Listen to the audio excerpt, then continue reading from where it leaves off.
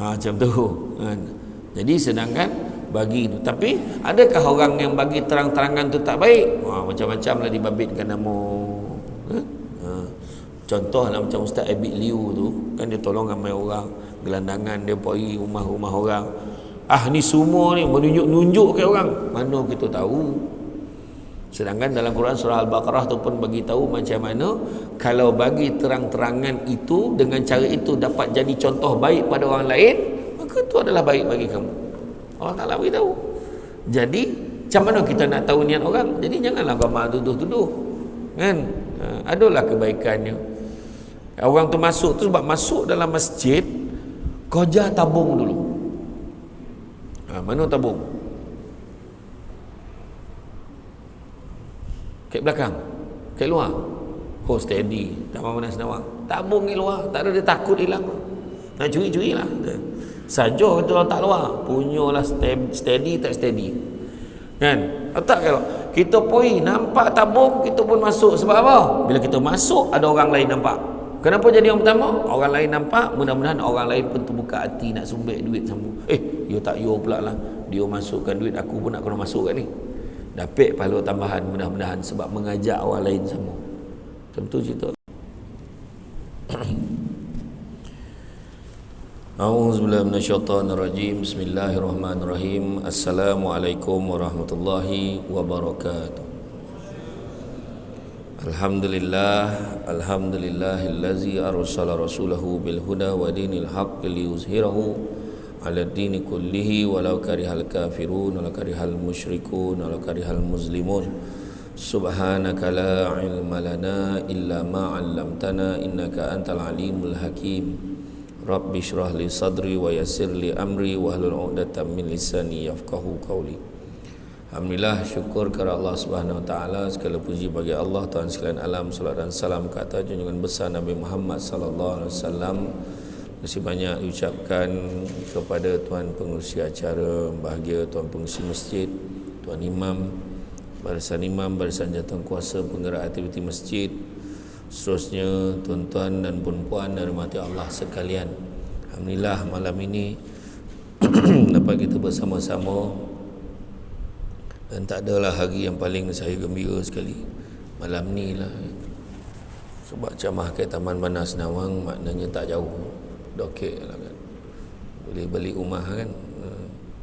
Hari-hari jauh kan. Hari ni dapat juga Senawang.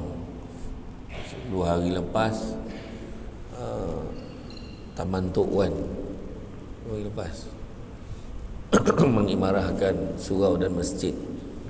Sebab Taman Tok Wan yang datang surau tinggal Tok dengan Wan dia. Tu nak pujuk orang muda datang kan. Hari ni kita cerita tentang korban kan. Definisi korban, maksud korban kan. Bila cerita tentang falsafah di sebalik pengorbanan tu kena faham dululah korban tu apa. Korban ni ada yang menyatakan sebagai amalan menghampirkan diri pada Allah dengan menyembelih binatang korban, iaitu lembu, kambing, kerbau dan lain-lain pada 10 Zulhijjah atau 3 hari selepasnya, ni hari tasyrik, dan mengagihkan sebahagian daripada daging itu kepada fakir miskin. Itu kita faham. Begitu juga persembahan seperti haiwan atau manusia kepada dewa dalam pemujaan, itu pun didefinisikan sebagai korban. Pemberian kesanggupan melakukan sesuatu, menanggung sesuatu sebagai tanda kebaktian, kasih dan lain-lain. Kerana kasih sayang, mak tu, seorang mak sanggup korbankan harta dia, tanah dia, tak apalah, jagalah tanah tu sebab kau anak, sayang ke anak kan. Sanggup kan? Orang yang menanggung penderitaan akibat sesuatu perbuatan, dia menjadi korban juga kan? Manusia yang kematian kerana nahas disebabkan satu malapetaka, berapa orang yang terkorban malam tu, contohlah, itu pun juga korban. Dan begitu juga terbunuh, termusnah dari aspek kepentingan dan diri sendiri secara fizikal ataupun secara maksudnya pun disebut sebagai terkorban. Maka untuk menyelami hakikat pengorbanan, maka kita pun melihat kata korban lebih daripada kata nama. Kalau kita sebut hari raya korban, kita tahu tu satu kata nama, satu perayaan hari raya korban.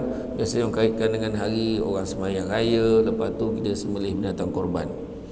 Tetapi kita kena faham, kalau sebagai kata nama, korban mungkin tak lebih sekadar ritual, kan, sebagai satu adat kebiasaan dilaksanakan setahun sekali ketika tibanya hari raya Aidil Adha.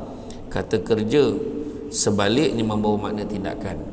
Kan, korban tu kalau kita tengok satu lagi, dia kata kerja tindakan, melambangkan tindakan, baik tindakan yang kemudiannya membawa manfaat pada diri sendiri maupun kepada orang lain.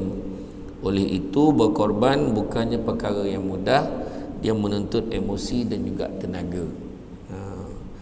Berapa harga lembu seekor tahun ni? Okeylah 6,000. Wush, kan emosi tu. Langsung tuan-tuan ni, pun 6,000 pula. Bukan 5,000. Mahal dah sekarang ni. Mu lembu lagi mahal di Limbang. Di Limbang saya pergi itu, Limbang lembu lagi mahal pada Kobau. Sebab Kobau kat sana hari-hari boleh jumpa. Lembu semua import. Lembu tak boleh masuk sana. Tu dekat roundabout dia tu, satu roundabout jalan kat Limbang tu ada seekor Kobau. Dia punya logo tu, punya banyak Kobau kat Limbang. Wahal Limbang tak pasal mana pun. Jadi Kobau lagi murah di sana. Lembu pula mahal. Jadi emosilah nak keluar duit, kan, nak keluar duit daripada apa yang kita ada, kan, nak keluarkan perbelanjaan untuk tu korban, menuntut emosi. Nak pula satu lagi hari korban. Taman Bandar Senawang tiap-tiap tahun tak kurang 20 ekor. Kan, 20 ekor. Yang menundang emosi tu orang yang sama yang melapah tu tiap-tiap tahun. Contohlah kan. Jadi tu pun menundang emosi kat tu, kan. Dan orang yang sama berebut tulang macam tu. Orang yang sama, tak bukan Bandar Senawang lah, topik lain sini okey. Bertolak-tolak tak nak lah, macam tu lah sini, kan. Potong-potong zap tolak belakang. Potong-potong zap tolak belakang. Ada setengah topik lah. Kayak topik lain, bukan sini. Sini lain, tuan-tuan. Kan? Dan membawa manfaat kepada orang lain juga, bukan hanya diri sendiri. Namun demikian, memahami pengorbanan sebagai kata kerja juga turut mampu membebaskan korban ini daripada pengertian sempitnya, iaitu sebagai ritual agama. Kita tak nak jadi ritual agama, dia lebih dari itu, kan. Ada orang dia tiap-tiap tahun dia mesti bagi, dia mesti ambil ikut kemampuan masing-masing, kan, ikut kemampuan masing-masing. Kita tahu dah rukun Islam, kan, yang last sekali tu menunaikan haji sekiranya mampu. Kalau tak mampu, baiklah benda lain. Sebab itulah yang disebutkan dalam Al-Quran, dalam surah Al-Kawthar tu, inna a'tainakal kawthar. Surah favorite bapak-bapak di rumah, kan, inna a'tainakal kawthar. Sesungguhnya wahai Muhammad, kami kurniakan, kami berikan kurniaan yang banyak sekali, kan. Fasalli li rabbika wanhar, maka bersolatlah dan sembelihlah binatang korban, kan. Bila Allah Ta'ala dah bagi kurniaan, salah satu tanda syukur join korban. Tak mampu masuk satu bahagian, ambillah seekor.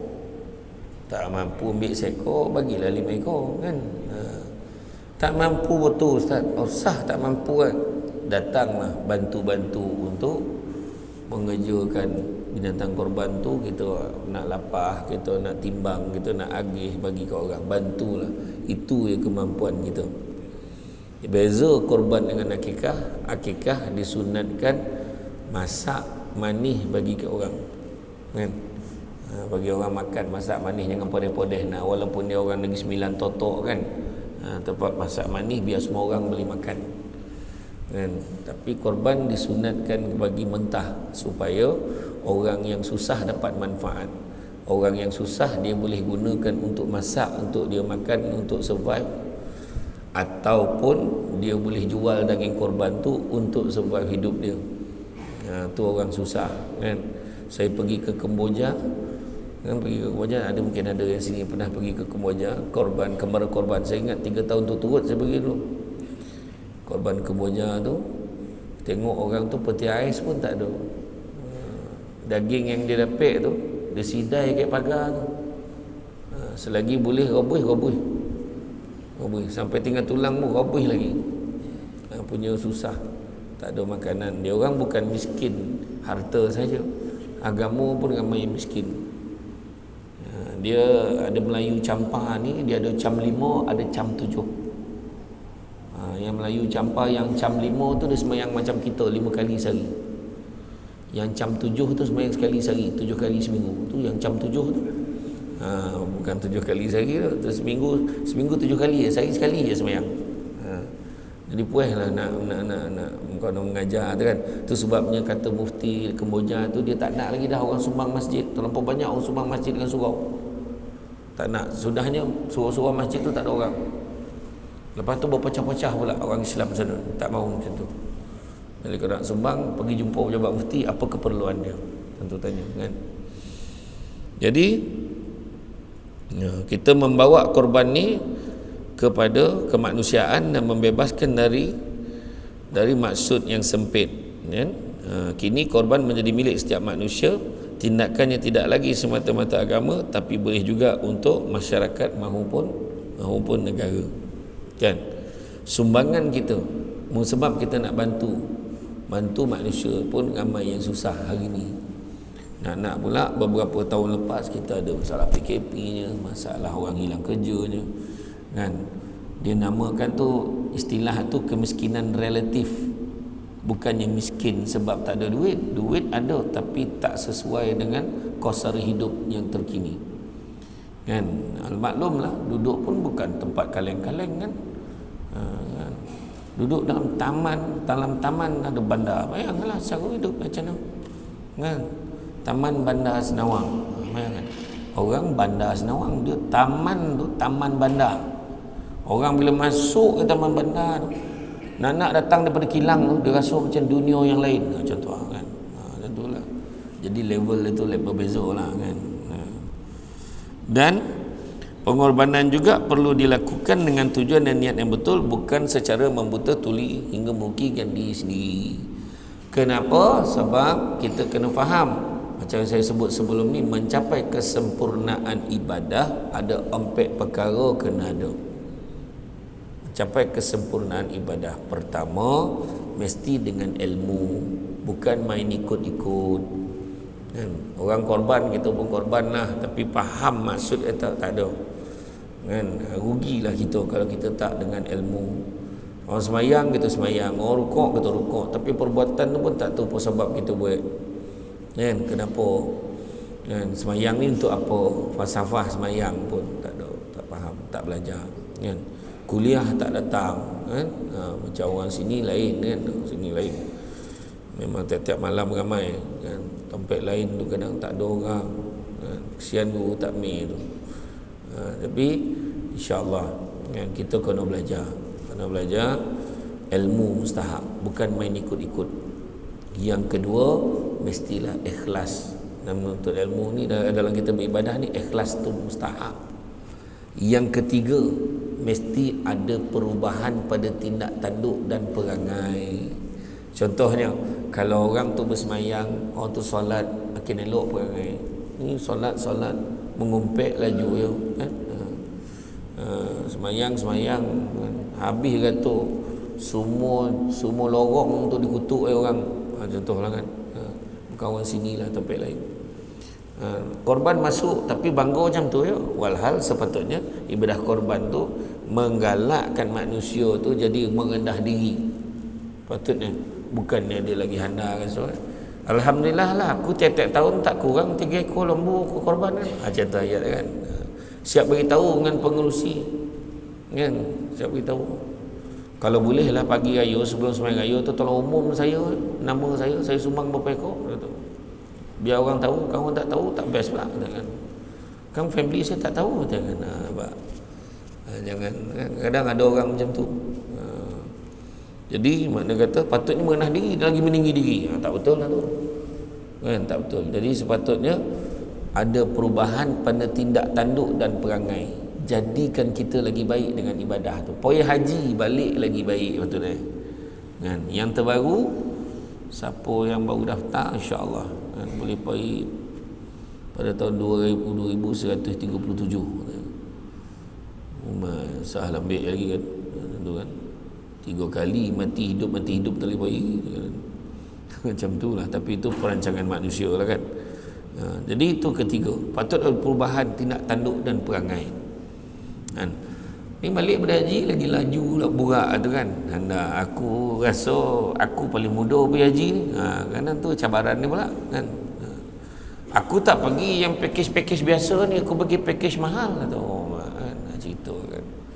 Hotel aku paling dekat sekali itulah kan. Susah lah orang kalau baik dengan menteri ni, cik ayat dia kan. Macam tu contoh lah kan. Dia ada orang macam tu tuan-tuan. Paling apa sekarang ni bilik berompek berapa Furada tu, bilik berompek 70,000 ya. Bilik berdua 199,000.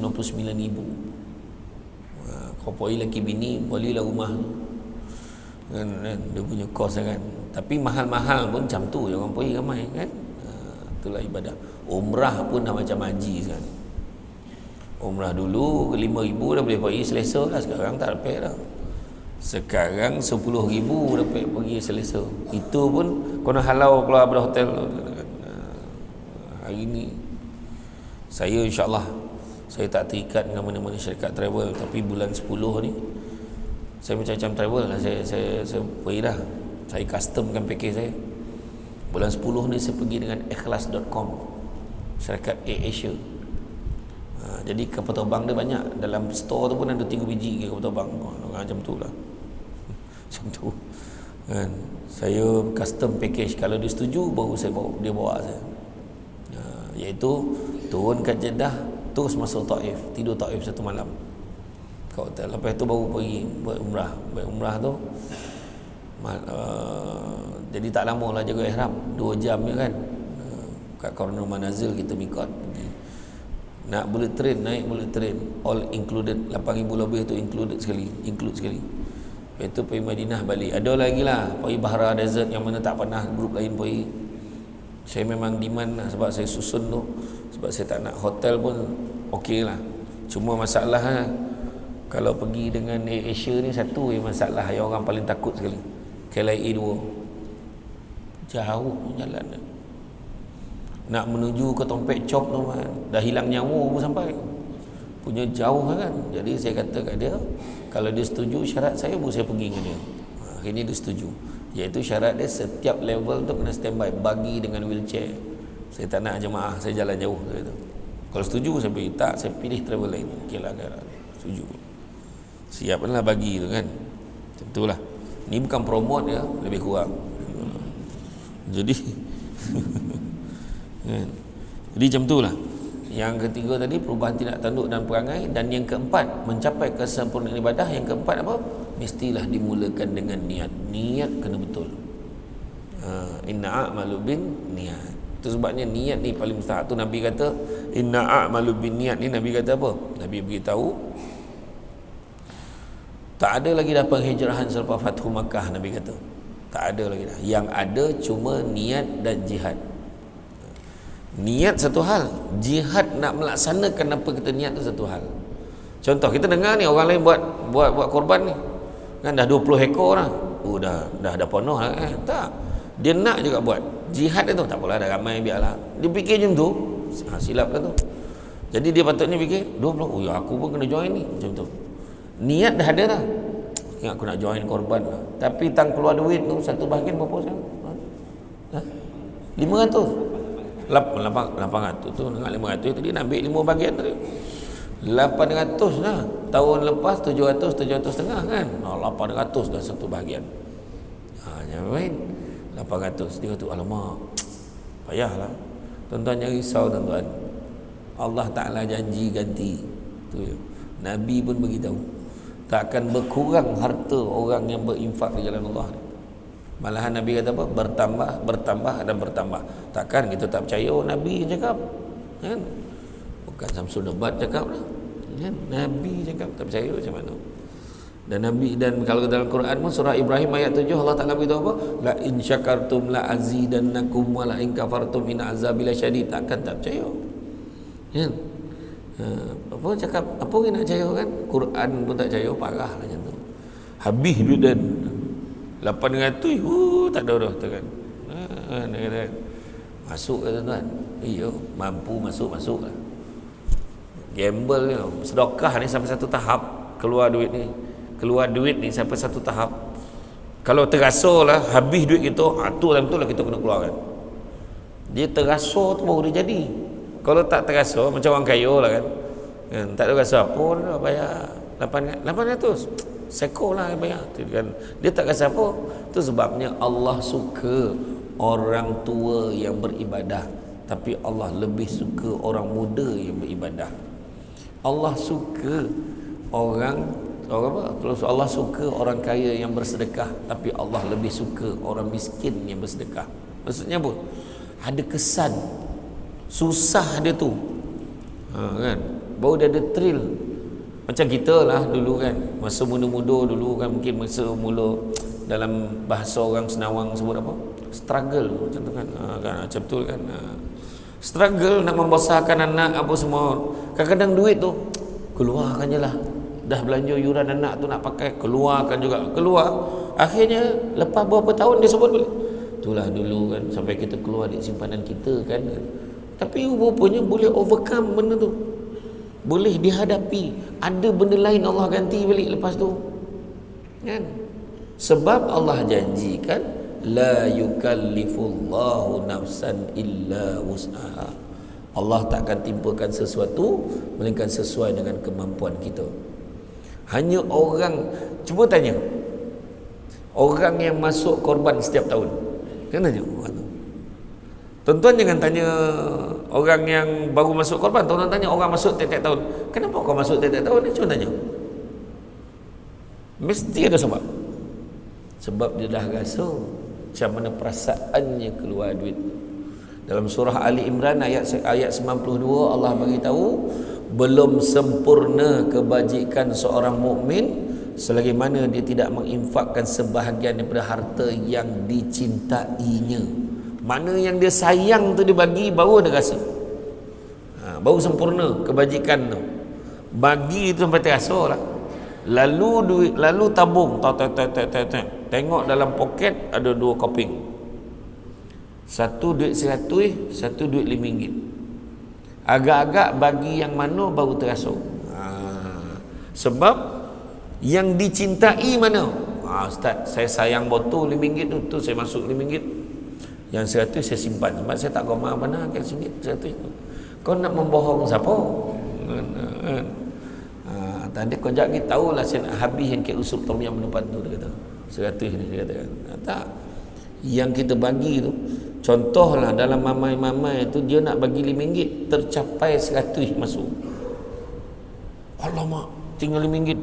Wah, kau togak dah tengok mana tabung. Maknanya ada kesan. Ada kesan. Masa itulah timbul dilema dalam kepala dia. Nak minta balik ke tidak 100 itu? Nak minta ke tidak? Nak minta ke tidak? Dia pun telefon 5 ustaz termasuk Datuk Dr. Izzah Harib pun dia tanya. Habis semua. Abdullah Khairi, Haslin, semua dia tanya. Patut tak saya minta balik duit tu? Akhirnya dah 3 tahun dia memikirkan, dia tak minta kat lagi. Dah 5 tahun dah. Makna sahlah kosan yang besar, tapi rupa-rupa dalam tempoh 5 tahun tu dia tak sadar. Murah rezeki kat rumah, anak-anak cerdik, rumah tangga bahagia kan, kejiranan semua baik, berkat. Nampak tak? Duduk, yalah dulu siapa duduk Taman Bandar Senawang marin, masa saya duduk, mana sampai tengok, mana sampai siap masjid ni, stesen minyak pun tak ada kan dulu. Dulu, sekarang dah ada macam-macam kan. Tu cakap tu berkat orang sini kan. Ya, tak ada siapa sangka tu. Dulu masa saya duduk situ dulu, satu ketika dulu kan, orang bila datang jamuan kenduri masa tu, hui, lawa betul taman dalam ni. Macam tu lah. Jangan terkejut tengok konsep dia dalam ni kan. Iya tuan-tuan, at least dia pakai nama yang sejajar lah. Apa, jalan apa, Diareka. Daripada tompek, ada satu tompek tu Prisin, nyampah tengok ni. Ada satu tompek kat Somban ni Prisin. Nak benar jadi Putrajaya, lorong adalah berapa lorong ngadu.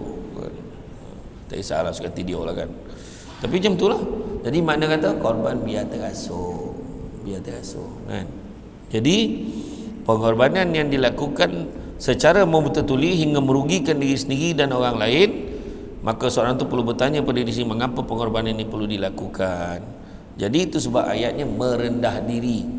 Ayat dia korban ni sepatutnya merendah diri. Pengajaran yang kita tengok peristiwa pengorbanan Nabi Ibrahim AS dan Nabi Ismail adalah tentang pengabdian baginda terhadap Sang Pencipta. Ya, merendah diri membuat kita memahami, menyerap arti sebuah pengorbanan. Tak ada dia melonting dah. Kan? Dapat perintah, dapat diberitahu, dapat wahyu, dapat apa orang tu diberitahu. Allah Ta'ala beritahu kepada Nabi Ibrahim dia dapat mimpi supaya sembelih anak dia Nabi Ismail. Jadi pengabdian kepada Allah Ta'ala bukan senang. Nabi Ibrahim dah lah payah nak dapat anak kan, dah dapat anak berpisah pula, tak duduk sekali, berapa lama duduk jauh. Sekali baru nak menikmati kasih sayang, turun pula perintah Allah, suruh sembelih anak. Bukan senang, tapi pengabdian mana lagi mustahak. Macam tu lah. Mana lagi mustahak, mana lagi utama. Adakah dengan sembelih anak maka dia tak sayang? Itu ada satu hamba Allah tu, ada satu orang ni lah yang lahir salah hari bulan ni. Dia khabar apa? Mimpi Nabi Ibrahim tu mimpi setan ke apa? Ada satu perempuan tu dia sebut mimpi setan kata. Takkan Allah Ta'ala suruh macam tu? Tu sebab nak baca sirah baca sampai habis. Kat dia kan. Sebenarnya bila datang ilham tu, bila datang mimpi tu, Nabi Ibrahim tanya, wahai Siti Hajar, apa pandangan kau? Abang dapat mimpi ni, konon sembelih anak kita untuk korban. Bagaimana pandangan? Macam tu. Maka isteri ni yang beriman kepada Allah ni pun cakap, wahai suamiku, sekiranya mimpimu itu disertakan dengan perintah Allah, maka laksanakanlah ia. Tapi kalau mimpimu itu tidak disertakan dengan perintah Allah, maka anggaplah dia sebahagian pada mainan tidur. Nampak? Cuba kalau bini kita, kita dapat mimpi, dapat macam tu, mimpi dapat sembelih, konon sembelih anak, agak-agak macam mana jawapan bini kita agaklah, abang mimpi tadi nak konon sembelih anak kita, apa pandanganmu wahai isteriku? Maka isteri yang di Taman Manas Nawang ni pun cakap, membutuh tengah hari membabitkan orang banyak cerita, sebab mimpi kita tak sama dengan mimpi Nabi Ibrahim. Macam tu yang pertama kau nak faham kan mengadu mimpi butuh semua semolih ni pahala dia marah kan, tak sama. Macam tu. Kemudian tanya pula kepada Nabi Ismail, wahai anak andaku Ismail, ayah anda mendapat mimpi yang Allah memerintahkan supaya menyembelih kamu wahai Ismail. Apakah pandanganmu?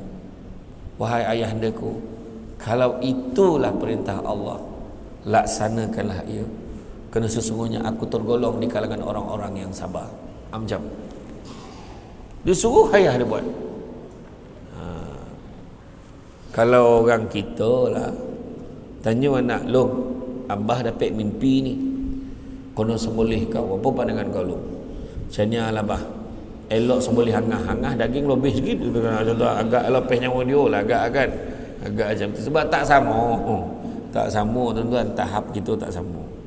Saya cuba buat perbandingan tu nak bagi faham lah, macam tu tahap dia Nabi Ibrahim dengan Nabi Ismail. Malahan ketika dah heboh tentang Nabi Ibrahim nak sembelih Nabi Ismail ni, hebohlah seluruh penduduk-penduduk persekitaran semua bangih, gila Ibrahim ni, anak dia nak disembelih. Silap-silap besok mau kita pun disembelih ni sama. Nak bagi tahu apa? Nak bagi tahu macam itulah adat resam manusia bila buat benda baik, tentu ada halangan. Aduh ya orang bercakap, tu memang besok. Buat ceramah malam ni kan, tak ada penceramah lain kau. Kena contohlah. Aduh ya bondo. Korban 20 ekor, sikit mana lah, itulah inilah. kan? Inilah tak ada t-shirt kau semua tanya. T-shirt heboh kan? Sudah ada orang yang tengok korban tu bergambar lebih. Kan? Alhamdulillah berjaya juga menumbangkan 20 ekor daripada pagi tadi. 1 ekor lembu pun tak diusik kan? Bergambar lebih kan? Dia orang kata apa, memang konten dia lah, konten creator lah macam tu kan. Sibuk dia konten dia kan, macam tu ada. Jadi pada ketika itu Nabi Ibrahim Nabi Ismail siap beritahu ayahandaku, nanti kalau kau sembelih aku, dia kata, kau jangan lupa ni pakaian dia siap bagi. Ada riwayat menyatakan dia bagikan pakaian dia, nanti kalau apa-apa bagi kat ibu, kalau dia rindu so dia bau pakaian aku ni, ada bau badan aku. Macam tu sekali lah. Dan nanti kalau kau nak sembelih aku, waktu kau dah letak dah, kau dah target, kau dah peteng tu orang ni 9 jangan tak dapat cakap Arab tu dah, peteng tu kan, target dia dah target kat mana nak sembelih tu, dah ready. Kau ambil kain, kau tolong tutup mata kau, sebab takut kalau kau tengok aku kau tak sampai hati. Macam tu. Macam kita lah sembelih ayam, tak boleh kesian-kesian, tak boleh tak sampai hati kan. Sembelih Nabi tengok macam mana Nabi korban, adab Nabi korban kan. Nabi sembelih unta ni, nak sembelih unta binatang, adab tertib Nabi tarik seekor tu jauh daripada unta-unta yang lain. Dia tapuk sampai unta tu pandang tempat lain tu, zap sekali tumbang. Macam tu makna adab tu bukan depan geng dia. Kita sembelih ayam depan member-member ayam tu, ke depan korban tu, dia punya asah tu depan pintu korban, mau ngelupu-ngelupu ayam dalam korban tu dah gila tu kan. Itu belum cerita lagi yang amalan kebiasaan daripada kocik tu, daun semua segala ke sujung songkok semua penuh dekat salah telinga, macam-macam lah kan. Tapi dah diajar tu Nabi, dia beritahu Nabi Ibrahim, nanti kau tutup mata kau, takut kau tengok muka aku kau tak sampai hati. Nabi Ibrahim pun buat, masa buat tu ada satu pandangan kata buat tu dia sembelih tu, terpancut darah tu kono kat badan dia tu, mengotak-otak dah Nabi Ibrahim. Tapi bila Nabi Ibrahim buka, rupa-rupa yang dia sembelih tu adalah seekor kibas. Allah gantikan. Ada satu pandangan pula kata tak sampai sembelih, Allah gantikan, sebab Allah nak tengok kesanggupan dia menunaikan perintah Allah tu. Jadi itu kena faham, Allah bukannya kejam. Allah ni maha pengasih, maha penyayang. Allah cuma nak uji kita. Itu cerita dia kan. Jadi tuan-tuan muslim, tuan-tuan kalau dapat mimpi macam tu jangan buat tak sama tu. Jangan buat pula kan. Jadi kita menjadi merendah diri, memahami, menyerap erti sebuah pengorbanan supaya membantu kita merenung diri kita sendiri. Renungan diri sangat penting supaya kita sedar akan kelemahan dan kekurangan diri kita. Kehilangan sifat rendah diri dan tindakan pengorbanan akan mencemarkan erti hakiki sebuah pengorbanan. Aku berkorban macam-macam, tapi masjid ni langsung tak appreciate, tak pernah lah ajak-ajak aku untuk program-program. Apa guna macam tu? Habis ikhlas tu kan. Tapi korban ni merendah diri, bagi bukannya makin lagi hebat, bagi apa? Sembunyi kan. 7 golongan yang mendapat naungan daripada Allah pada hari akhirat besok, yang mana tak ada naungan selainnya. Yang pertama, pemimpin yang adil. Yang kedua, orang muda yang menyibukkan dirinya beribadah kepada Allah. Yang ketiga, orang yang hatinya terpaut pada masjid. Yang keempat, orang yang berkasih sayang, bertemu kerana Allah, berpisah kerana Allah. Kelima, orang yang diajak berzina oleh perempuan yang cantik dan kaya, tapi ditolaknya kerana takut kepada Allah. Bukan makna perempuan buruk dan miskin boleh. Kalau kaya dan lawa pun ditolak, yang buruk dan miskin lagi tak selera. Faham? Macam tu. Yang keenam, orang yang menyumbang, orang yang bersedekah, tangan kanan dia bagi tanpa tangan kiri itu tahu. Tak tahu tangan kiri, maknanya merahsiakan sumbangannya. Dan yang ketujuh, orang yang duduk bersendirian tapi basah pipinya dengan air mata kerana mengenang dosanya kepada Allah. Yang keenam tu tadi, tu yang tadi merendah diri tadi. Dia sumbang, lagi dia tak nak orang tahu. Dia merendah diri. Jangan kau cerita-cerita dengan orang pula tahu. Malulah. Apa pula? Biar ada orang tahu. Jangan. Kau tulis hamba Allah. Hari ni orang sumbang lagi bosak, kena siap nama dengan nombor IC, pelepasan cukai. Kan? Kalau dalam senarai itu kita nak kutip sumbangan sikit, nak buat program ceramah perdana, contohlah, buat forum perdana, kita nak panggil 4 panel. Semua panel memang semua giant-giant daripada forum perdana hal ehwal Islam ni. Jadi kita nak kumpul ni dengan makan, minum, dengan kita nak bawa apa ni, speaker powernya dengan ni semua.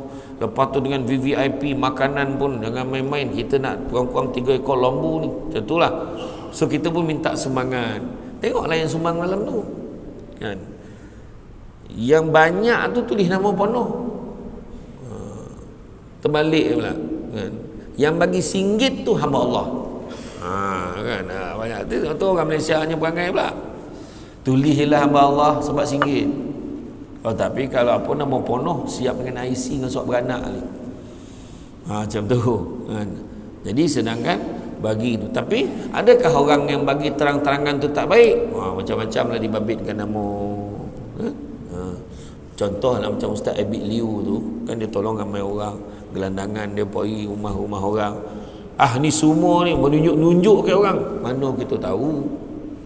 Sedangkan dalam Quran surah Al-Baqarah tu pun bagi tahu macam mana kalau bagi terang-terangan itu dengan cara itu dapat jadi contoh baik pada orang lain, maka itu adalah baik bagi kamu.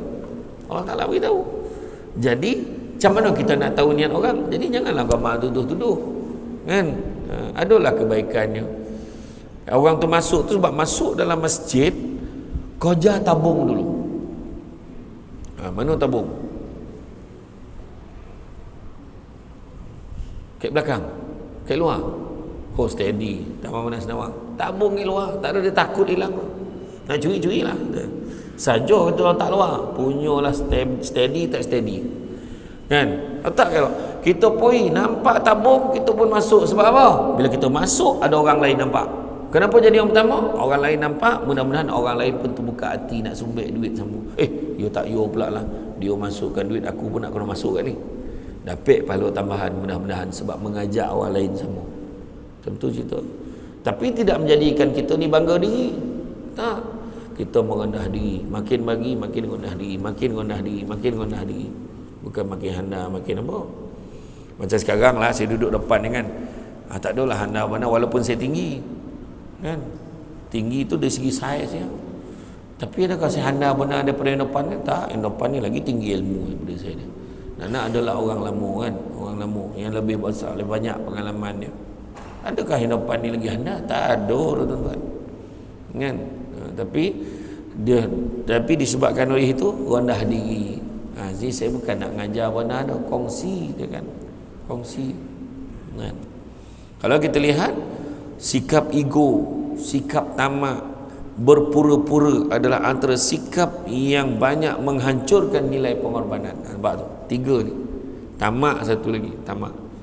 Korban, nak ambil bahagian ni, nak ambil bahagian ni. Ni pun dia nak. Sudah berebut bahagian, akhirnya busuk dalam petai, tak bermakan pun kadang-kadang.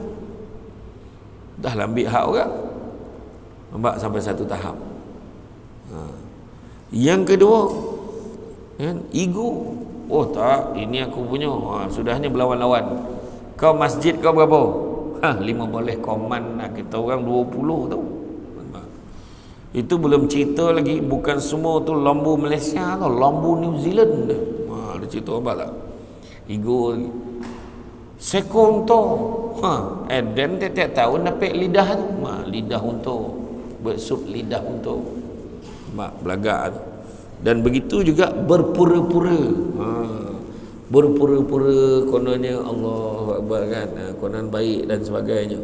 Jadi sikap menunjuk-nunjuk juga dalam melakukan semua pengorbanan kini kelihatan begitu menyerlah. Kenapa pula? Sebab zaman sekarang zaman viral. Tuan-tuan, siapa-siapa pun jadi pemerintah hari ini. Kita kan cerita politik lah ya. Siapa-siapa pemerintah hari ini susah, tuan-tuan. Sebab doreh batu keluar kan viral. Dulu surat khabar, orang tunggu surat khabar besok apa cerita keluar ni. Tak. Sekarang Hari ni meninggal, semalam dah tahu. Macam tu lah. Macam tu lah. Kan macam tu lah penceram apa ni, ustaz-ustaz tu berapa ramai yang meninggal dah, tapi belum lagi dia dah tahu meninggal. Datuk Ismail Kamus tu sebelum dia betul-betul meninggal dunia, sebelum tu berapa kali orang cakap dia meninggal. Datuk Jalaluddin Hasan, hari tu saya terbaca dalam Facebook tu, meninggal dunia. Saya telefon, hello, Assalamualaikum, elok jawab sah betul kan. Kebetulan saya memang ada buat program bual bicara dengan dia tu, nak tanya pengalaman dia dengan arwah ayah dia, Datuk Hasan Azhari dulu. Tanya, meninggal dah, tak sampai baik interview ni. Telefon, alhamdulillah sihat ustaz. Rupanya memang ada orang namo sama macam dia yang meninggal tu kan. Ya, kadang sekarang ni zaman viral, sikit-sikit ambil gambar, sikit-sikit ambil gambar. Orang gotong royong, dia royong gotong. Royong gotong ni ambil gambar yang lebih. Alhamdulillah selesai juga gotong royong hari ni. Satu poluh pun tak ada bergambar yang lebih. Pegang cangku ambil gambar tu. Tak ada orang duk buat tu kan. Ada orang macam tu. Sikit-sikit konten. Sesungguhnya ibadah korban ini menilai keimanan umat. Dia punya post tu bukan kaleng-kaleng kan. Siap dengan titisan air mata lembu tu pun sampai ambil dia nak masukkan dekat dalam dia punya media sosial kan, sosmed kan. Dia menonjolkan berlumba-lumba untuk menunjukkan siapa paling banyak menyumbang haiwan sembelihan untuk dikorbankan, kemudian dikongsi pula dalam media sosial masing-masing. Itu yang poning tuan, bukan kata orang yang korbannya, penceramah poning tuan. Ya. Tahu tak poning. Samsul lain punya hal, Samsul lain yang kono. Contohlah tuan kan. Saya berbalik umrah, baca dia tag itu. Sudahlah kau. Hari-hari ceramah pasal kahwin, sudahnya kau yang kahwin. Kono. Kan gambar saya tengah cenya sampai dia ambil tuan-tuan. Ya. Berlumba-lumba dalam media sosial masing-masing. Hari ni tuan-tuan, saya dah dapat lah satu media sosial tu, orang tu share macam mana nak buat orang ni, ustaz tolong tagur. Saya tak tahu nak tagur macam mana. Ada satu hamba Allah tu, dia edit gambar ustazah-ustazah dalam Malaysia ni semua pakai baju dalam. Gambar kita tagur tu, saya kata astagfirullahalazim. Saya tak tahulah, rumah saya tu suruh buat bang, komplain bang kat ni. Saya tak nak tagu open, nanti orang cari page tu, saya tak nak. Ni saya cakap ni orang cari ni. Salah tu. Ada orang tak ada kojo tuan-tuan. Tak ada kojo media sosial ni. Itulah nak buat macam mana kan? Rumah makin besar, orang makin tak ada kan? Rumah makin besar, orang makin tak ada, kau orang makin ramai. Rumah besar-besar kayak mana Senawang ni dulu ramai kan, budak kecil-kecil tu. Semua seorang-seorang masuk asrama, seorang masuk mesti. Sudah tinggal mak abah kan? Rumah makin besar, orang makin tak ada. Pendapatan semakin tinggi, ketenteraman jiwa semakin rendah. Tak tenteram jiwa, duit banyak pun jiwa tak tenteram. Perubatan semakin canggih, penyakit semakin banyak. Manusia semakin ramai, kemanusiaan semakin kurang. Air minuman semakin banyak jenis, air bersih makin tak ada. Teman di media sosial semakin ramai, teman sejati pun dah tak ada. Dulu ada kawan baik, kawan sejati ni, kawan ni sakit menangis lah. Kau kenapa tak cakap dengan aku? Kau susah cakap dengan aku ni kawan kau ke tidak? Macam tu orang dulu. Sekarang kawan sakit, nyuruk kan? Dia datang mesti minta duit, tutup pintu tu. Kan? Kau lain kali cakap dengan aku, berapa kau nak pakai? Tak adalah banyak. Berapa? 5,000. 5,000. Nah, ambil 100. 100 dia bagi. Bukan bagi banyak pun, tapi adalah sumbangan kan. Melancung satu dunia, jiran sebelah rumah pun tak kena. Pakai jam tangan mahal tapi tak pernah tepat waktu. Ilmu makin tinggi, adab makin kurang. Berguru semakin mudah, Berguru, belajar semakin mudah kat internet, belajar semakin mudah, guru semakin tidak dihargai. Teknologi maklumat semakin canggih, fitnah dan aib semakin tersebar. Tu dia cerita tu. Tu orang kata tu, sudahnya orang pun tak tahu. Nampak dia, alhamdulillah tahun ni kami berjaya korban 30 ekor lembu. Pagi tadi sahabat saya kono, Ustaz Jafri, alhamdulillah Ustaz Jafri telah pun bersama dengan syarikat korban ini. Dia tidak lagi bersama dengan syarikat ini untuk melaksanakan korban. Ustaz Jafri tak tahu mana. Jual nama Ustaz Jafri. Allahumma salli ala sayyidina Muhammad, kan? Tuan-tuan, hari ni orang kan kira. Wartawan dulu tanya saya waktu saya berlakon dulu lah. Saya berlakon filem This Is Pilah. Watak tak adalah bosan, pun tak sampai 2 minit, 2 babak tak sampai 2 minit. Macam tu lah. 2 babak tak sampai 2 minit, macam pap cut. Okey, tukar baju. Tengah-tengah macam apa? Blackout. Tu babak kedua. Memang sajalah dia buat blackout tu. Okey, Ustaz, terima kasih Ustaz. Sign. Okey, sign. Zam. Dia dah balik. Waktu pelancaran filem tu diminta saya datang baca doa, saya datanglah. Lepas tu wartawan tanya, apa perasaan saudara Samsul Ubat setelah ditawarkan berlakon ni? Kira benda baru. Bagaimana kalau ditawarkan untuk berlakon dalam filem yang lain? Ayat kan. Saya pun cakap lah, tengoklah kalau jadual ceramah saya okey, mungkin saya okey lah. Maknanya setujulah. Apa hal dia tanya macam ni?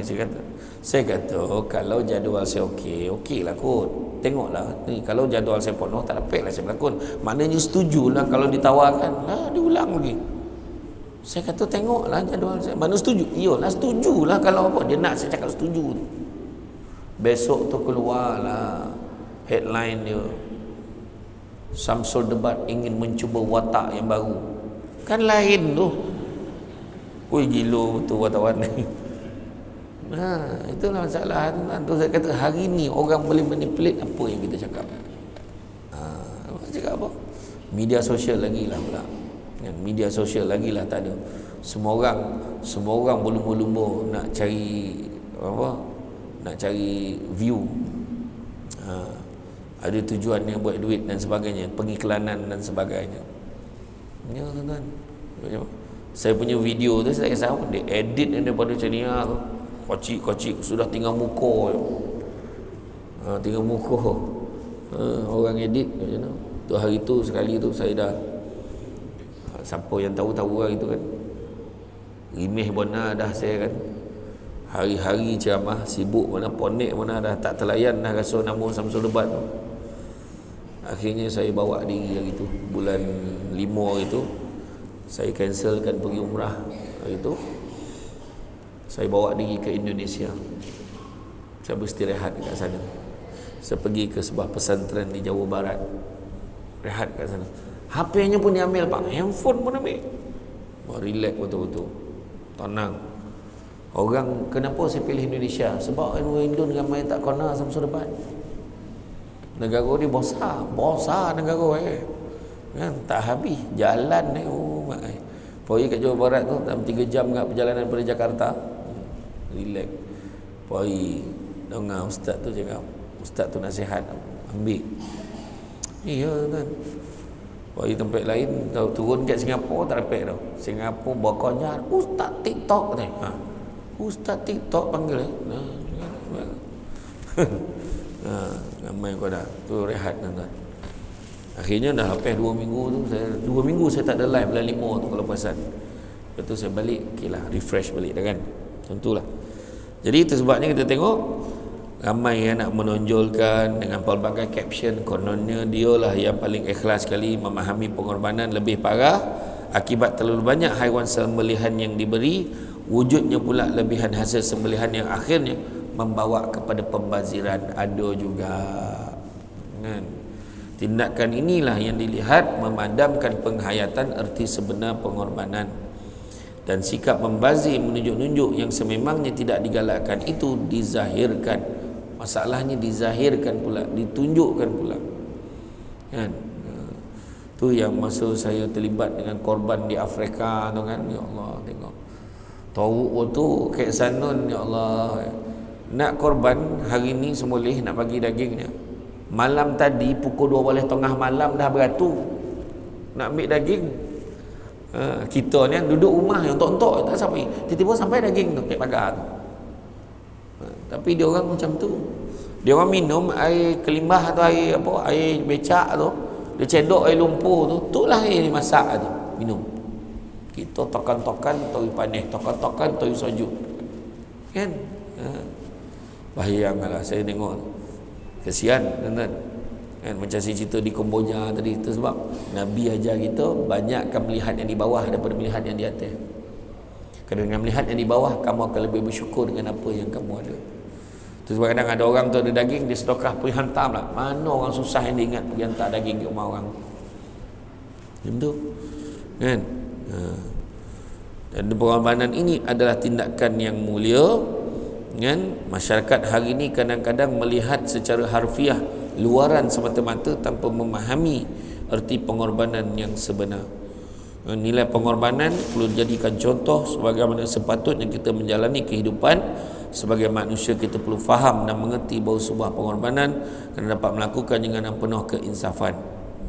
Jadi mana kata kalau kita ni nak memberikan, dia sebenarnya dalam ibadah korban ni, sebenarnya dalam ibadah ni, hidup kita ni 5 perkara lah, 5 perkara kena ada, 5 perkara kena ada. Pengajaran lah kita tengok daripada korban ni, 5 perkara. Yang pertama, sabar. Kena sabar. Hidup sabar tuan-tuan.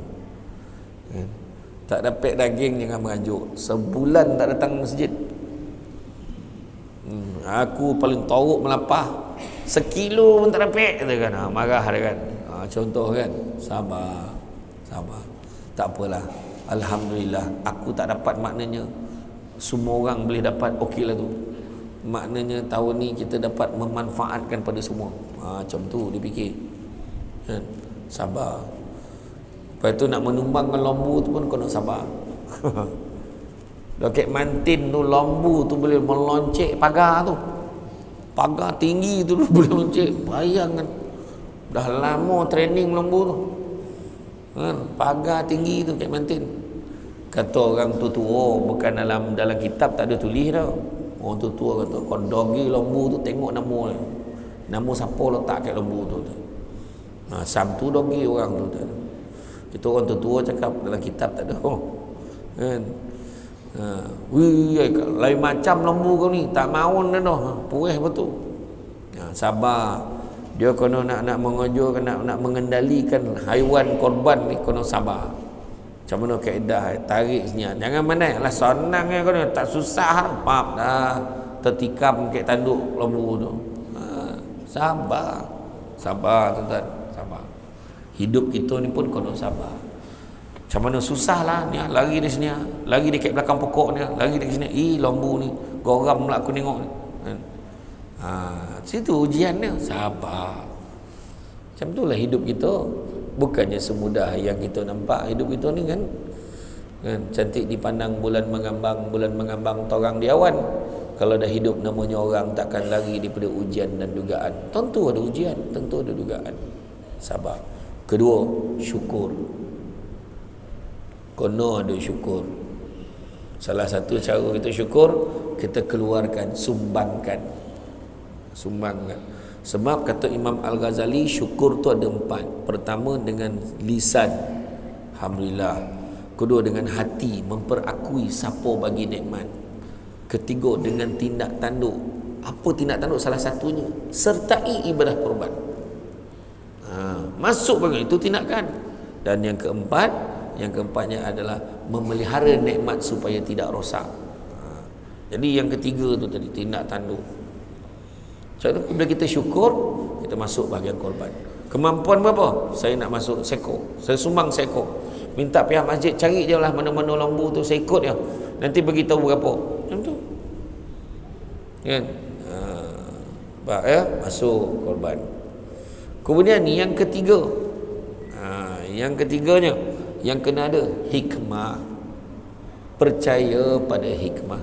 aku keluar duit ni besok Allah bagi ganti, percaya ada sebab ni. Selama ni aku tak pernah masuk korban, kali ni aku nak masuklah korban, tentu ada hikmah di sebaliknya. Duit aku habis, duit tak ada ni, jangan risau, masuk tuan-tuan. Saya dulu, saya ingat saya ada cerita kan dulu kat sini, saya pernah cerita, saya ingat masjid ni saya pernah cerita, yang mana saya dulu waktu saya pergi umrah dengan mak saya pergi masa tu, saya dapat, masa tu saya jadi duta untuk TH Travel, saya dapat free satu seat. Mak saya kata, bawa lah adik kau, ada seorang adik saya bawa dengan mak saya pergi. Waktu sekali tu di Madinah, di hotel Movenpick tu, makan tengah hari, saya cakap dengan mak saya, mak, rasa nak tolonglah saudara mara kita ni, bawa pergi umrah, mana yang tak mampu, mana yang susah-susah tu nak bawa. Mak saya pun cakap, kau main-main di Madinah ni, kau cakap kau kena buat tu, yolah nak buat dah ni. Saya pun bawa. Akhirnya pada tahun 2019, tak silap saya, 2019, awal 2019 ke hujung 2018 macam tu, akhirnya kira-kira sebenarnya baru dapat saya bawa, dapatlah 5 boleh orang. Monong tuan-tuan, 5 boleh masa tu lah. Saya ingat pergi kat bank, masa tu kena pergi bank nak keluar duit tu, nak transfer masuk dekat syarikat travel. 2 menung, pertama saya, kedua buku akaun, dua-dua menung. 5 boleh orang, berpadan muka, terasa tolongan lah ya. Padan muka kau. Kau selalu ceramah cakap sedekah, tak pernah miskinkan orang, kau tengok buku akaun kau, clear. Tapi masa tu letaklah gitu. Saya bawa agak bagus saya. Tapi masa sampai di KLIA, malahan ada tu yang dah masuk secara insolvency, kena buat rayuan, kena ada penjamin baru boleh pergi. Kita buat kan lah, buat. Sampai di KLIA, tengok masing-masing dah pakai kain ihram apa semua. Masa tu separuh daripada perasaan duit habis tu dah hilang. Separuh tau, tapi ada lagi terasa tu. Separuh hilang tu dah hilang separuh, ada separuh lagi. Tapi bila sampai ke tanah suci kan, bila saya tengok masing-masing mengalir air mata, sebab tak sanggup. Ada yang tak pernah naik kapal terbang, naik-naik terus pergi Mekah. Cuba fikir, masa tu hilang perasaan duit saya, hilang, tak ada pun. Alhamdulillah, biarlah duit aku habis ya Allah, tak apalah. Lepas tu pergi Taif, kena tambah lah 160 rial seorang ni. Dah mula datang beli perasaan tu kan. Sebab kalau tidak dia orang tak nak pergi, tak apalah, lain kali lah pergi. Masa bila lain kali? So saya keluarkan jugalah, bawa lah pergi, biar dia merasa pergi Taif dululah. Dan alhamdulillah bila balik ke Malaysia, tak sampai 3 bulan, demi Allah saya cakap dalam masjid ni, tak sampai 3 bulan, package saya bawa family saya tu bukan package paling rendah. Tak boleh, kita nak bawa family ni, bawa lah package yang bagus-bagus. 9,000 lebih seorang masa tu mewah dah. 9,000 lebih, tak usahlah ditotalkan berapa, tak sanggup dengar kan. Tak sampai 3 bulan saya balik ke Malaysia, Allah ganti balik duit saya. Itu saya kata tadi, kenapa kita buat lagi? Masa tu tak adalah saya cakap mujur balik modal, tak ada. Masa tu saya cakap, siapa lagi aku nak tolong lepas ni ya Allah, tolong jangan angkat tangan ya. Jadi saya cakap betul kan. Lepas tu tuan-tuan, apa yang berlaku lepas pada tu, tak berhenti tuan-tuan, tak berhenti. Bulan 2 yang saya cakap baru ni, saya pergi dengan Harmoni tu, 45 orang ahli keluarga saya pergi. Tu sebab saya kata buat insya-Allah ada lagi. Percaya tuan-tuan, korban ni buat, selagi boleh buat. Kita tak tahu lagi bila kita boleh buat tuan-tuan. Tahun depan kita tak tahu, sampai kita raya haji kita nak masuk korban. Mana yang belum masuk, masuklah. Tahun ni kita pecah rekod, daripada 20 jadi 50 ekor. Tukang semoleh semua lagi pergi surau lain, tak terayu dah, banyak pula dah tahun ni. Nah, mudah-mudahan tuan-tuan, ada sedikit kemampuan, masuk sikit, buat cara sikit ya. Kadang-kadang tu orang cakap, kenapa lah joki aku ni tak cukup, kenapa lah banyak masalah dalam hidup aku. Kadang-kadang kena tanya balik, bila last kita keluarkan duit kita ke jalan Allah, tanya balik. Nabi kata, sesungguhnya bala dan musibah tidak pernah mendahului sedekah. Ya. Kan manjang jatuh motor ya pahala pak. Kan orang lain elok kan nama Banas Nawang ni walaupun banyak bongol. Saya paling goma tau dengan anak-anak saya kalau masuk Banas Nawang tu yang bukit. Wow, satu kereta tu. Torabang ke sini, nak rasa kereta Torabang sini lah. Dua bonggol tu kan. Dua bonggol. Yang ikat jambatan tu kan. Itu. Anak saya dah ready dah. Abah nak buat dah. Dia tahu. Iyo, sojuk tolu tu kan. Iyo. Itulah kelebihan. Tu boleh digazetkan sebagai jambatan hiburan. Macam tu. Untuk orang luar. Iyo. Ya, hikmah, percaya pada hikmah. Allah murahkan rezeki kita. Kan? Tanam tabu di tepi rumah, cabut ubi sampai ke akar. Kalau hidup membaca hikmah, selaut garam terasa tawar. Ya.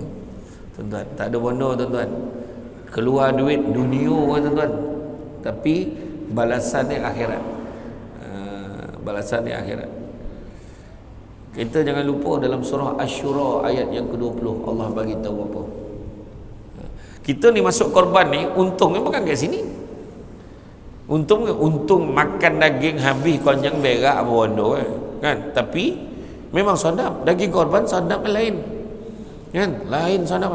Paling sadap orang perempuan gulai lemak cili api kobau.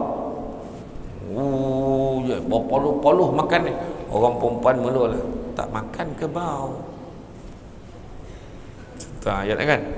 Sebenarnya tuan-tuan, masak kebau tu masak lemak cili api, jangan dikobar-kobar pula tu kebau. Lembu kan ni bang? Tu. Dah habis licin kau jual baru cakap tu kebau tu. Macam tu cakap. Sadap kebau dengan ngadu. Orang tak nak makan tu lah, tak makan kebau. Wah lagi sadap. Macam orang tak makan itik lah. Kan? Sadap kan. Iya. Kan? Jadi kita ni memang betul kalau kita masuk bahagian bagi kan Allahu Akbar, dia punya kelazatan itu. Tapi keuntungannya bukan dunia. Akhirat besok keuntungannya. Malahan dia akan jadi tunggangan kita akhirat besok. Mau tahu untung waktu di padang mahsyar tu, waktu padang mahsyar tu masa tu semua orang nak cari perlindungan, semua macam mana lah ya Allah cari pula. Ada tunggangan logo lah kita tuan-tuan. Manusia masa tu ada yang melutut. Malahan yang paling hina berjalan dengan muka berjalan kaki kata. Kita berjalan kaki ayam pun macam mana teruk tuan, bayangkan berjalan dengan muka. Surah Asy-Syura ayat 20 Allah bagi tahu apa? Barang siapa yang mengejar keberuntungan akhirat, nescaya kami akan tambahkan keberuntungannya itu. Maknanya dunia pun dapat. Kejar akhirat, dunia pun dapat. Kita kejar akhirat, daging dapat lebih lah itu. Apa hal pula ni? Oh boleh buat sup, boleh buat gulai, boleh buat ni. Contoh. Dunia pun dapat. Tapi barang siapa, namun barang siapa yang mengejar keberuntungan dunia, nescaya kami akan berikan sebahagian sahaja daripada keuntungan dunia itu, dan takkan ada satu bahagian pun untuknya di akhirat kelak. Mana nak? Kerja akhirat, dunia pun dapat. Kerja dunia dapat sikit, akhirat langsung tak dapat apa. Baiklah kerja akhirat. Ya. Yang keempat, redha. Redha. Kan, terima apa juga ujian dan dugaan. Macam-macam jadi redha. Sebab Allah bagi kat kita tu dah sesuai dah dengan kemampuan kita. La yukallifullahu nafsan illa usaha. Jadi jangan kita bangih-bangih, jangan apa. Manusia tu dilahirkan sebagai berkeluh kesah, lagi kikir. Jadi janganlah kita jadi orang yang mungut ya. Aduh, kenapalah macam ni? Apalah hidup dan macam ni? Jangan. Kadang-kadang kita mungut benda-benda yang kita tak dapat, sedangkan paling banyak lagi Allah bagi kita. 10 benda yang kita nak dalam dunia, Allah dah bagi 7. Kita bising 3 yang kita tak dapat. Sedangkan 3 tu bukan Allah tak bagi, tapi mungkin Allah nak bagi lagi baik lagi untuk kita. Sangka baik. Dan yang kelimanya adalah ikhlas. Ikhlas. Ikhlas ni apa maksud dia? Melakukan sesuatu tanpa mengharapkan balasan. Kalau dari segi bahasa literal manusia ni, tidak mengharapkan balasan, wa imma perkataan terima kasih pun tidak diharapkan. Macam tu sekali. Tapi orang Melayu lain. Aku tolong dia ikhlas, dia terima kasih pun tidak. Biasa tak ada ayat tu. Mana tak ikhlas tu. Tetapi yang lagi tepat lagi ikhlas ni, kita buat sesuatu tidak mengharapkan pengiktirafan manusia. Yang kita harapkan hanyalah daripada Allah Subhanahu Wa Taala. Itu yang terbaik sekali.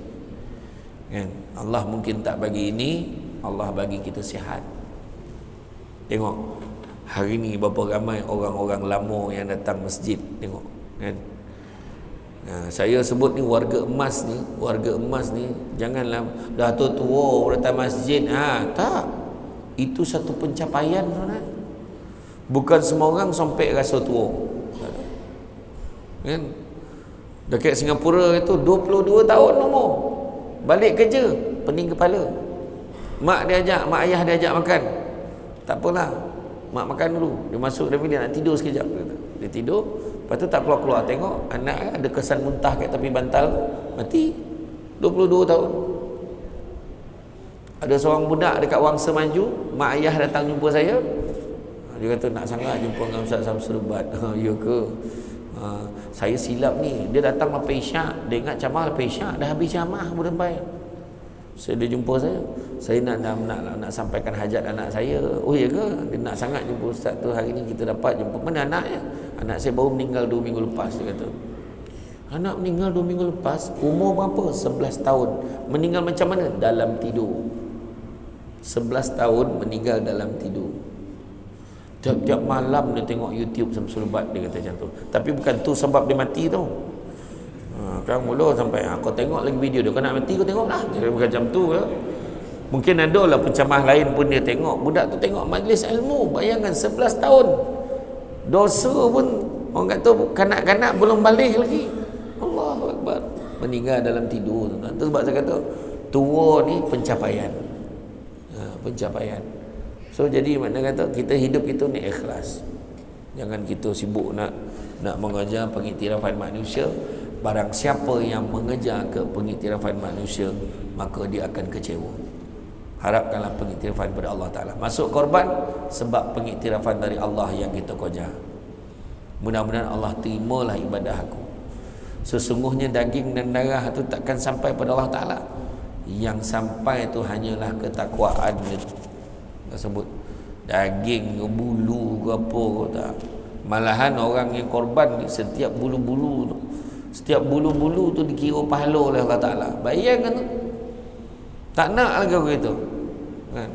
Boleh relax lagi kita. Orang lain masuk korban beria, boleh relax. Tak apalah, biarlah orang lain dah masuk ramai, itu okey lah. Kita boleh rasa macam tu, tak rasa apa-apa, tuan-tuan. Masalah tu kan? Join lah tuan-tuan, join lah. Sementara masa masih ada kan? Tak apalah, muda lagi, tahun depan boleh masuk.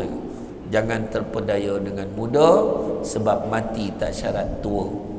Jangan terpedaya dengan sehat, sebab mati tak syarat sakit. Sehat ni sampai 100 tahun macam tu tak ada kan? Tak mahu nak kan? Tengah duduk mati, tengah baring tak bangun-bangun mati. Pak saudara saya, adik arwah abah saya kat gombak tu, dalam tidur kat mati. Apa kan? Jadi tuan-tuan dan muslimin, saya faham tu kalau renungan makrifat tu, saya faham cara pandang tonung lama tu, saya faham. Dia seolah-olah ada satu maksud tersirat, tak reti berhenti ke ceramah ni, macam tu lah kan. Jadi insyaAllah tuan-tuan, banyak lagi yang nak saya sampaikan kan? Saya ingat lama memang makan tahun dah nak ceramah kat sini kan? Jadi kalau boleh nanti booking lah lagi ya. Ada lagi, tak payah pergi jauh kan? InsyaAllah hari tu Dr. Zaharif datang kan? Alhamdulillah. Jadi tuan-tuan dan muslimin, itu yang penting, ambil bahagian. Paling tidak kalau tak mampu ni, join lah. Waktu kita buat penyembelihan tu, join, bantu. Mungkin tu je kemampuan kita kan. Tapi kalau mampu masuk bahagian, masuk bahagian. Mampu sumbang dengan seekor, 2 ekor, sumbang, insya-Allah. Sebab nanti Allah Ta'ala akan tanya salah satu nikmat harta. Ke mana kita belanjakan harta kita? Salah satunya kita belanja untuk tujuan korban. Tak habis ceramah tu, nak lagi tu kan. Ketiga, Allah Ta'ala tanya nikmat amanah silaturahim. Amanah silaturahim tu kemudian cerita, makna ceramah yang akan datang. Tapi nikmat umur Allah Ta'ala tanya, nikmat muda Allah Ta'ala tanya, nikmat harta Allah Ta'ala tanya, dengan nikmat ilmu Allah Ta'ala tanya. Jadi salah satu nikmat harta, dari mana dapat duit, dari mana dapat harta, ke mana kita belanjakan. So alangkah manisnya dapat dari jalan yang baik dan halal, belanjakan pula di jalan Allah dengan salah satu caranya adalah korban. Jadi tuan-tuan dan puan-puan sekalian, sepandai-pandai tupai melompat akhirnya jatuh ke tanah jua, walaupun perkongsian sudah tamat, mudah-mudahan meresap ke dalam jiwa.